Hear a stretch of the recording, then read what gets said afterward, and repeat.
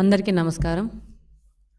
ఈరోజు మాజీ సీఎం జగన్మోహన్ రెడ్డి గారు ప్రతిపక్ష హోదా కోసం ఒక స్పీకర్ గారికి లెటర్ పంపించడం జరిగింది. అందులో భాగంగా ఆర్టికల్ 208 ప్రకారము 10% టోటల్ స్ట్రెంత్లో ఉండాల్సిన అవసరం లేదని చెప్పారు. ఈరోజు ఒకసారి పార్లమెంట్ మెంబర్గా, 3 సార్లు ఎమ్మెల్యేగా, ఒకసారి ఆంధ్రప్రదేశ్ సీఎంగా పనిచేసిన జగన్మోహన్ రెడ్డి గారు అసెంబ్లీ రూల్స్లో ఈ విషయం స్పష్టంగా ఉన్నది అన్న విషయం కూడా మర్చిపోయి ఒక శాసనసభ స్పీకర్కి లెటర్ రాసినప్పుడు ఏ విధమైన అవగాహన లేకుండా రాశారు. రూల్ నెంబర్ 56లో క్లాజ్ నెంబర్ సిలో క్లియర్గా రాసింది 1/10 టోటల్ స్ట్రెంత్లో ఉంటేనే ప్రతిపక్ష హోదా వస్తుందని.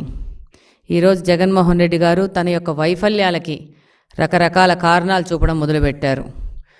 ఈరోజు ప్రజలకు మొహం చూపించే లేక, ధైర్యం లేక మొన్నటి వరకు ఈవీఎంలు కారంగా ఓడిపోయానని, ఈరోజు ప్రతిపక్ష హోదా ఉంటేనే అసెంబ్లీకి వస్తాననే విధంగా ఆయన లెటర్ రాశారు.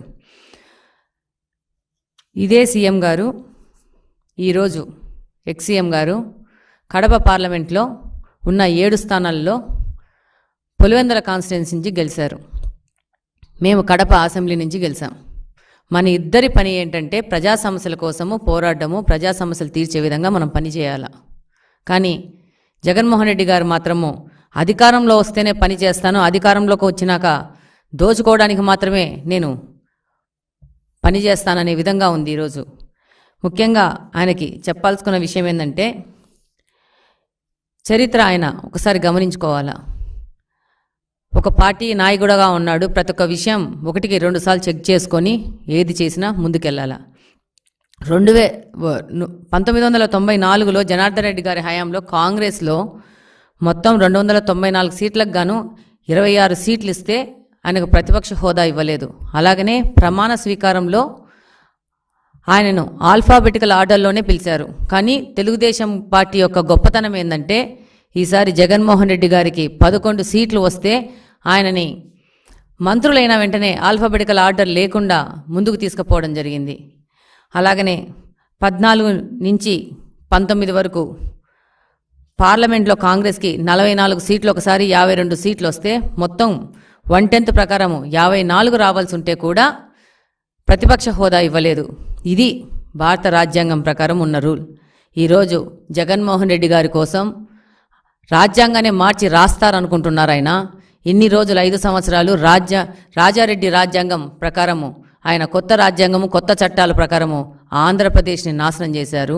ఇప్పుడు ప్రజల దగ్గరికి వెళ్ళి మొహం చూపించుకోలేక రూల్స్ అనేటివి మార్చి కొత్త రాజ్యాంగం రాస్తేనే నేను వస్తాను, అప్పుడే నేను పోరాడతాను ప్రజా సమస్యలకు అని చెప్పేసి ఈయన ప్రయత్నిస్తున్నారు.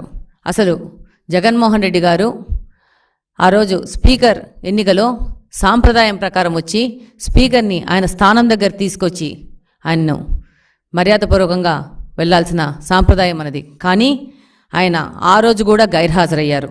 అలాగనే స్పీకర్కు ధన్యవాదాలు చెప్పడానికి ఆయన పార్టీ నుంచి ఒక్కరు కూడా అసెంబ్లీలోకి రావడం లేదు. ఇది ప్రజలందరూ గమనిస్తున్నారు. అంటే వీళ్ళకి అధికారము, రాజకీయాలు అనేది సంపాదించుకోవడానికి, దోచుకోవడానికి, దాచుకోవడానికి తప్పితే ప్రజా సేవ కోసం వచ్చిన పార్టీ కాదు ఇదని ప్రజలు కూడా గమనిస్తున్నారు. అసెంబ్లీలోకి రావడానికి ఓన్లీ ముఖ్యమంత్రి అయితేనే వస్తారా? ముఖ్యమంత్రి స్థానంలోనే ఉంటే వస్తారా?